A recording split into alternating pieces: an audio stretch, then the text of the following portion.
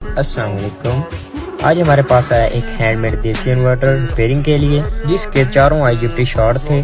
हमने पहले इसके आईजीबीटी निकाले। आईजीबीटी निकालने के बाद हमने फिर ड्राइव को क्लियर करने लगे। ड्राइव के अंदर जो चीज़ें शॉर्ट थी उनको निकाल कर चेंज किया। पार्ट्स को चेंज करने के बाद उनकी कटिंग और सोल्डिंग करने लगे।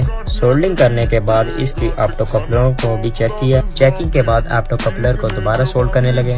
ऑप्टो कपलर को दोबारा सोल्ड करने के बाद किट को पावर दी। पावर देने के बाद किट की चेकिंग स्टार्ट कर दी और बेसिंग पर वोल्ट बनने लगे। बेसिंग क्लियर करने के बाद ड्राइव में आईजीबीटी लगाने लगे।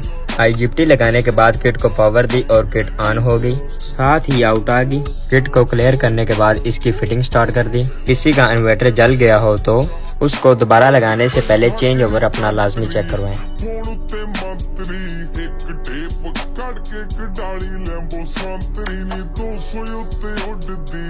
पिकअप गोडनी नवा दिन शुद्धनी के वीर की बोधनी हो चक्का जाम चौंक ते